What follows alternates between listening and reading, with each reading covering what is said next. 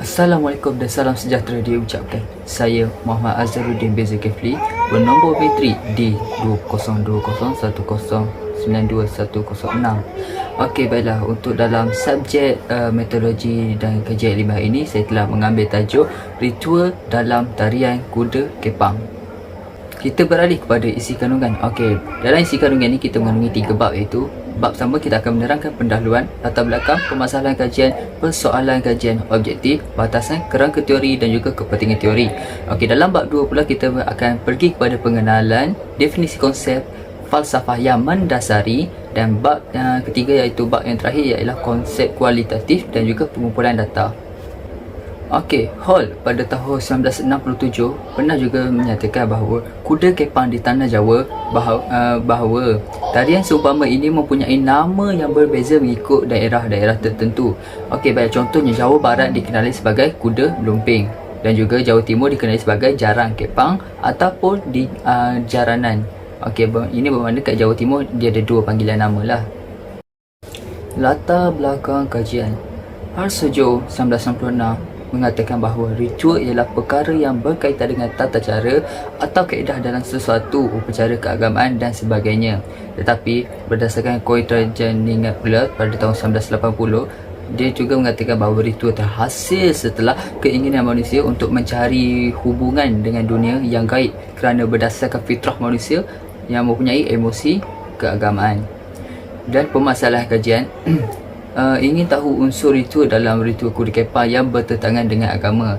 Isu yang sering menjadi masalah dalam tarian kuda kepang adalah ritual yang dilakukan semasa melakukan tarian tersebut sebagai satu ritual yang bertentangan dengan ajaran agama Islam.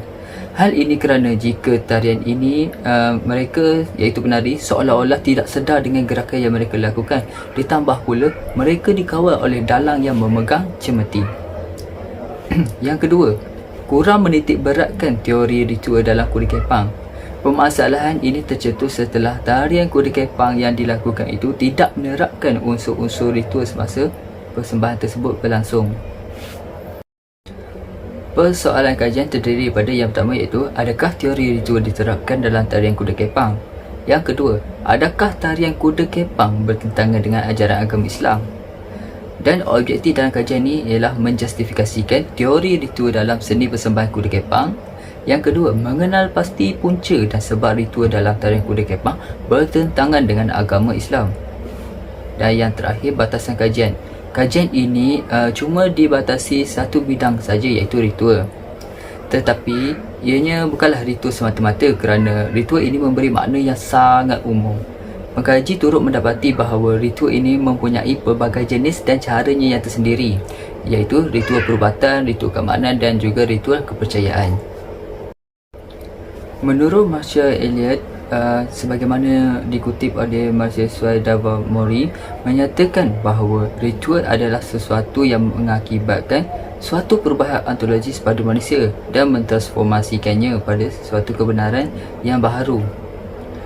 Ritual menciptakan dan memelihara mitos juga adat sosial dan agama kerana ritual merupakan agama dalam tindakan.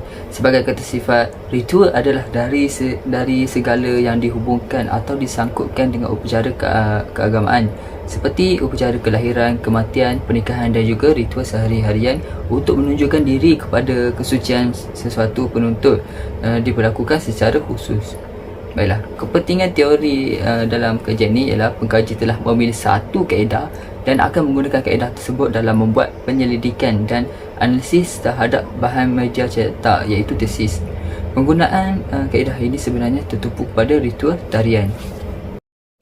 Okey, sekarang kita beralih kepada bab 2, iaitu pengenalan. Okey, kajian ini mengandungi tinjauan literatur di mana pengkaji akan mengumpul sebanyak mana bahan bacaan seperti buku, artikel, jurnal, penulisan ilmiah, tesis dan juga dokumen-dokumen rasmi untuk dijadikan sebagai sumber dalam kajian.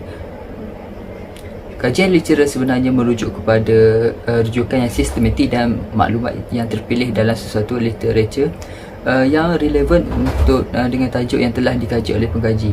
Seterusnya, pengkaji akan menghuraikan, merumuskan, menganalisis, mensintesis, menilai serta menerangkan literatur yang telah dipilih. Okey, seterusnya definisi konsep. Konsep merupakan reka bentuk, gambar, pembinaan atau simbol konsepsi idea atau pendapat yang dinyatakan.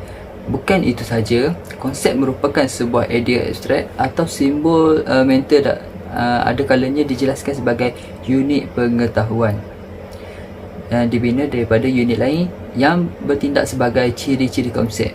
Sebuah konsep selalunya dikaitkan dengan perwakilan serupa dalam sesuatu bahasa simbologi seperti satu perkataan. Untuk memudahkan urusan kajian ini, pengkaji perlu memahami serta mengetahui sama ada kata kunci terkandung di dalam kajian ini.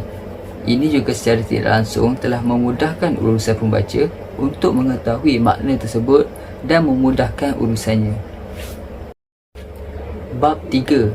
Okey, dalam bab 3 ni, jika kita lihat gambar raja ini, inilah menunjukkan gambar raja prosedur yang akan digunakan dalam penyelidikan kali ini. Okey, baiklah.